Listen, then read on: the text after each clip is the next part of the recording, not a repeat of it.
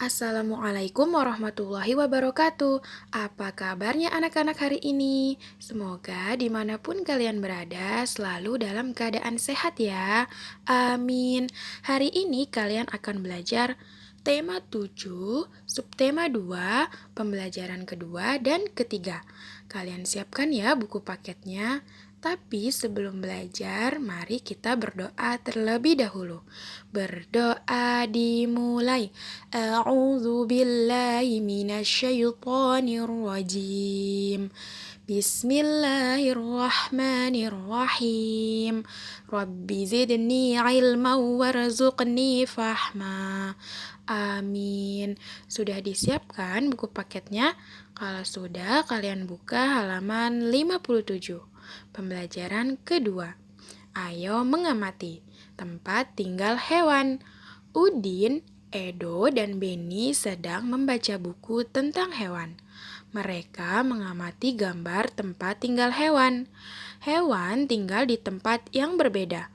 Ada hewan yang tinggal di darat, contohnya ayam, kelinci, dan kucing. Ada hewan yang tinggal di air, contohnya ikan. Kita lanjutkan ya ke halaman 58. Ada pula hewan yang dapat tinggal di air dan di darat, contohnya katak. Namun Udin merasa bingung menentukan tempat tinggal kera. Menurut Beni, kera tinggal di darat. Namun menurut Edo, kera tinggal di pohon.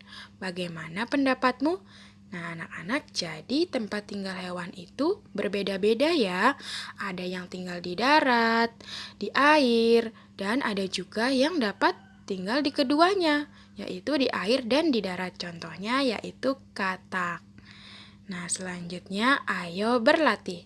Perhatikan kembali gambar sebelumnya. Adakah ungkapan pemberitahuan pada gambar tersebut? Yuk coba kalian perhatikan pada gambar di atas ya. Adakah ungkapan pemberitahuan? Iya, ada ya. Yang pertama, tidak boleh menginjak rumput.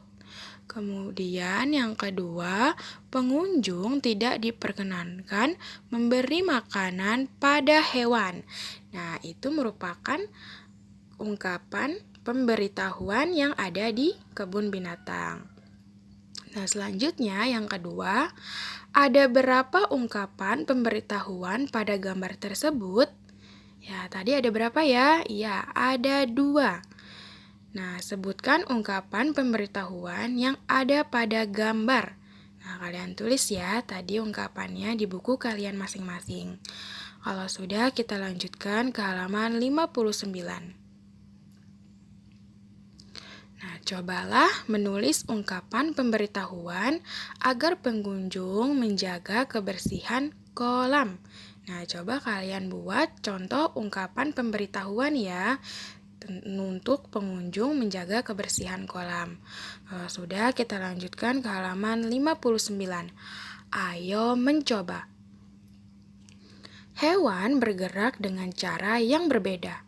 Ada hewan yang bergerak dengan cara terbang menggunakan sayap. Ada hewan yang bergerak dengan cara melompat. Dapatkah kamu menirukan gerak hewan di samping? Nah, coba tirukan gerak hewan bersama temanmu. Nah, coba kalian ikuti gerakan katak ya. Nah, katak itu melompat.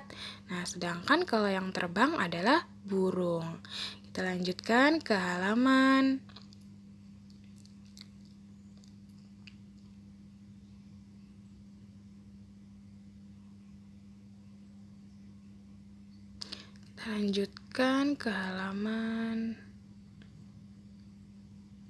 64. Nah, kalian buka ya halaman 64. Pembelajaran ketiga. Ayo mengamati. Nah, perhatikan anak-anak, di sini ada gambar kebun binatang. Nah, di sini juga ada, di dalam gambar ada ungkapan pemberitahuan ya, yaitu buanglah sampah pada tempatnya, kemudian dilarang memberi makanan sembarangan. Nah, itu juga merupakan ungkapan pemberitahuan. Kita baca dulu ya sama-sama. Pergi ke kebun binatang. Hari Minggu, Siti dan keluarga pergi ke kebun binatang. Siti melihat banyak hewan di sana. Ada gajah, rusa, jerapah, dan harimau. Siti ingin memberi makanan pada hewan tersebut. Tetapi petugas kebun binatang tidak mengizinkannya. Hewan memiliki jadwal makan tertentu. Makanan hewan pun tidak sembarangan. Siti ingin sekali menyentuh tubuh monyet. Kita lanjutkan halaman 65.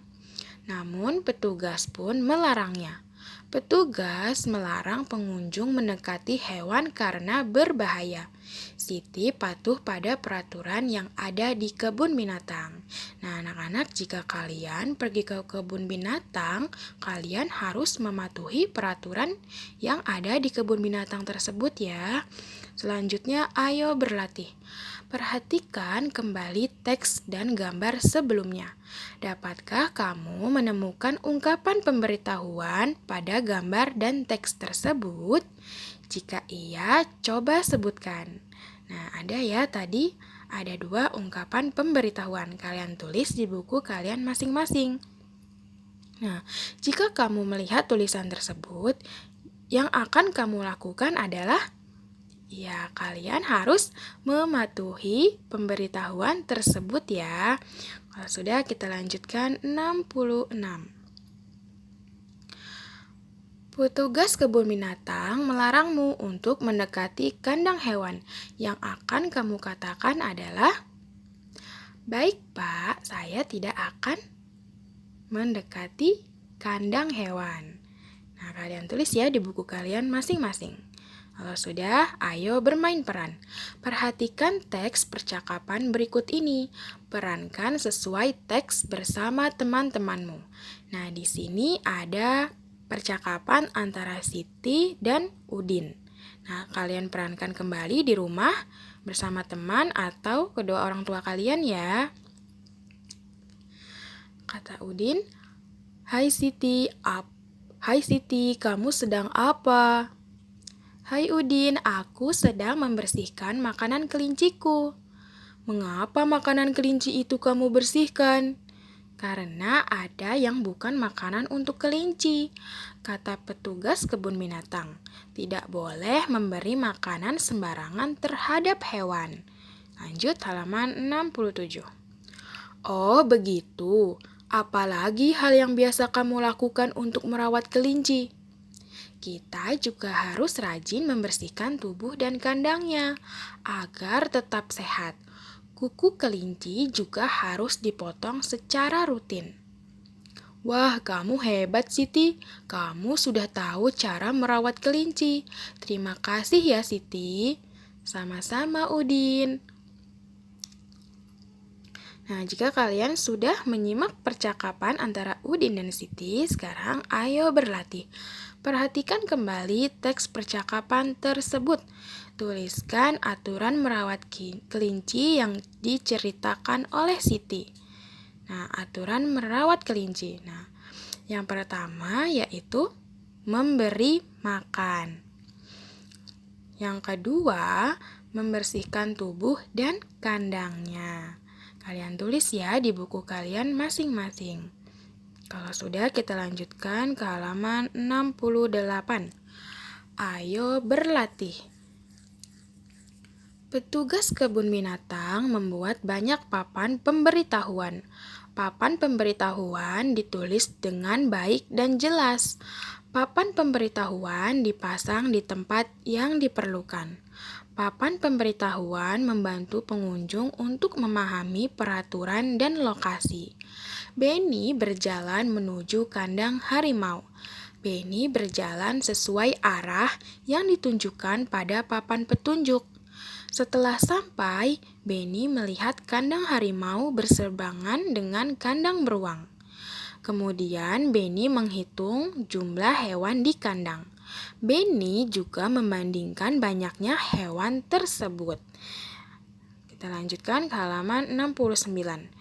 Nah, cermati gambar berikut ini dengan seksama.